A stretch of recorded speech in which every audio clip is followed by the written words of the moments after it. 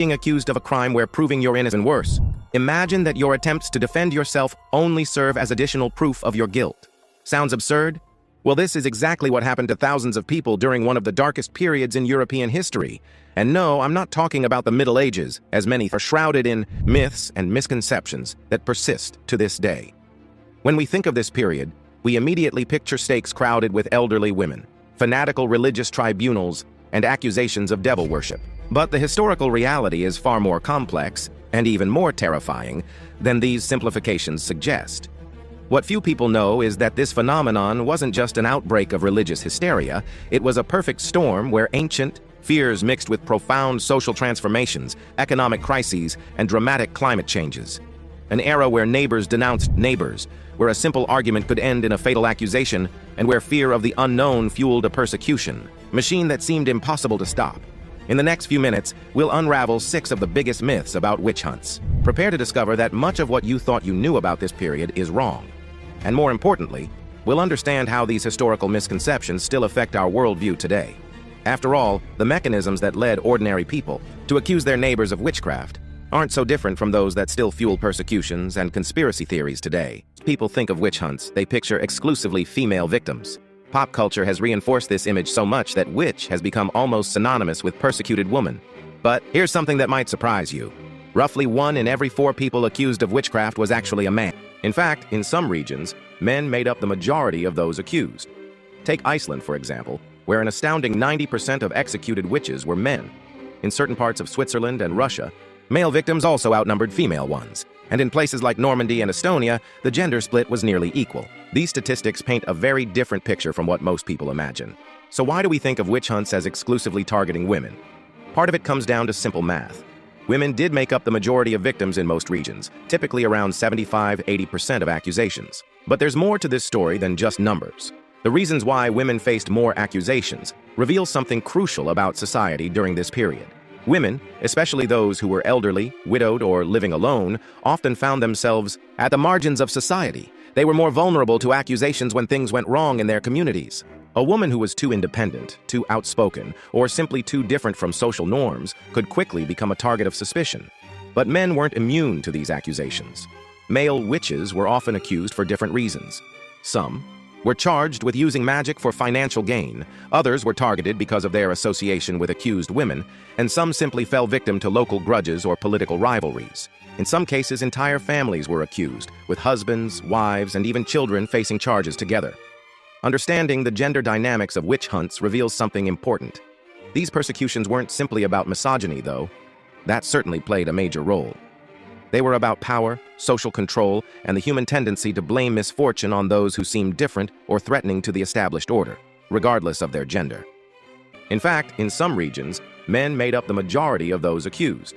Take Iceland, for example, where an astounding 90% of executed witches were men. In certain parts of Switzerland and Russia, male victims also outnumbered female ones. And in places like Normandy and Estonia, the gender split was nearly equal. These statistics paint a very different picture from what most people imagine. So why do we think of witch hunts as exclusively targeting women? Part of it comes down to simple math. Women did make up the majority of victims in most regions, typically around 75–80% of accusations. But there's more to this story than just numbers. The reasons why women faced more accusations reveal something crucial about society during this period. Women, especially those who were elderly, widowed, or living alone, often found themselves at the margins of society. They were more vulnerable to accusations when things went wrong in their communities. A woman who was too independent, too outspoken, or simply too different from social norms could quickly become a target of suspicion. But men weren't immune to these accusations. Male witches were often accused for different reasons. Some were charged with using magic for financial gain, others were targeted because of their association with accused women, and some simply fell victim to local grudges or political rivalries. In some cases, entire families were accused, with husbands, wives, and even children facing charges together. Understanding the gender dynamics of witch hunts reveals something important. These persecutions weren't simply about misogyny, though. That certainly played a major role. They were about power, social control, and the human tendency to blame misfortune on those who seemed different or threatening to the established order, regardless of their gender. Responsible for witch hunts, they'll probably point to the Catholic Church and its Inquisition. It's a compelling narrative. Zealous priests, hunting down innocent people in the name of religious purity. There's just one problem. It's largely wrong. Here's a fact that might shock you. Some of the most intense witch hunts occurred in Protestant regions, not Catholic ones. Places like Scotland, northern Germany, and Switzerland, all Protestant at the time, saw some of the most aggressive persecutions. Meanwhile, in southern Europe, where the Catholic Church held more power, witch trials were often less frequent and less deadly. Even more surprising is the role of the Inquisition itself. The Spanish Inquisition was actually one of the first institutions to express skepticism about witch accusations. They required solid evidence, questioned the reliability of confessions obtained through torture, and often acted as a moderating force. By 1526, Spanish inquisitors were already warning against false accusations and mass hysteria. Who was actually behind these persecutions? More often than not, it was secular courts and local authorities. In fact, some of the most brutal witch hunts happened when local communities took matters into their own hands, operating outside of any church authority. Village councils, local magistrates, and even angry mobs were frequently the driving forces behind witch accusations and executions.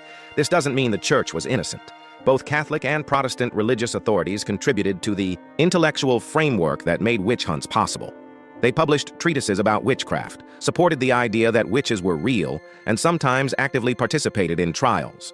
But the image of the church as the primary instigator of witch hunts is simply incorrect. The reality is far more complex and, in many ways, more disturbing.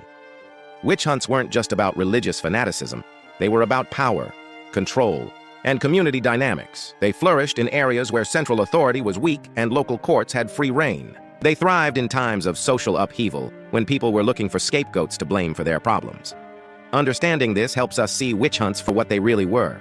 Not just a religious phenomenon, but a complex social movement, driven by a perfect storm of political instability, social anxiety, and local power struggles. There's a popular narrative that paints accused witches as misunderstood healers and herbalists, wise women who preserved ancient knowledge and were persecuted for their skills. It's a compelling story that's gained considerable traction in recent decades. But like many appealing historical narratives, it's more fiction than fact. When we look at actual witch trial records, a very different picture emerges. The majority of accused witches weren't healers or herbalists at all. They were ordinary people, farmers, craftsmen, merchants, and their families. Many had no special knowledge of medicine or herbs. Some were even local officials or clergy members. The real patterns behind accusations were far more mundane and in many ways more tragic. Most witch accusations stemmed from everyday conflicts and personal vendettas. A quarrel between neighbors over property lines could escalate into a witchcraft accusation. A mysterious illness in livestock might lead to suspicions about a recent visitor. Even basic human emotions like envy, revenge, and fear drove many accusations. Take the case of Katharina Kepler, mother of the famous astronomer Johannes Kepler. She wasn't accused of witchcraft because she was a healer. She was accused because she had a long-running dispute with a neighbor over an unpaid loan. The neighbor's child became ill, and suddenly Katharina found herself facing witchcraft charges. This pattern of personal disputes turning into witch accusations was remarkably common. The modern myth of the wise woman healer emerged largely in the 1970s and gained popularity with the rising interest in alternative medicine and feminist history. While it's true that some accused witches did practice healing, they were a minority. Moreover, most traditional healers in early modern Europe were never accused of witchcraft at all. Many were respected members of their communities who continued practicing throughout the witch hunt period without any problems. What makes this myth particularly problematic is that it obscures the real horror of witch hunts. These persecutions weren't about suppressing ancient wisdom or alternative medicine. They were about how ordinary people, living in a world they couldn't fully understand or control, turned on their neighbors in times of stress and uncertainty. The victims weren't mysterious outsiders with secret knowledge. They were regular people caught in a web of social tensions, fears, and power struggles. This reality is actually more relevant to our modern world than the romantic myth of persecuted healers. It shows how easily communities can turn against their own members when fear and suspicion take hold. We imagine them happening in the Dark Ages, that supposedly backward and superstitious medieval period. But here's the shocking truth. The vast majority of witch trials and executions occurred during the Renaissance and early modern period, between 1450 and 1750. Let that sink in for a moment. The most intense witch hunts happened during the same era as Leonardo da Vinci, Galileo, and Newton. They occurred alongside the scientific revolution, the invention of the printing press, and the discovery of the New World. These weren't persecutions born from medieval darkness. They were, paradoxically, a product of early modern progress. In fact, during the actual Middle Ages, the Catholic Church was largely skeptical about witchcraft accusations. The official church position, established by the canon episcopi in the 10th century, was that belief in witchcraft was itself a heresy. It wasn't until the 15th century that this position began to change dramatically. So what sparked this change? The answer lies in the massive social upheavals of the early modern period. The Protestant Reformation shattered the religious unity of Europe. The invention of the printing press allowed witch-hunting manuals and paranoid theories to spread rapidly.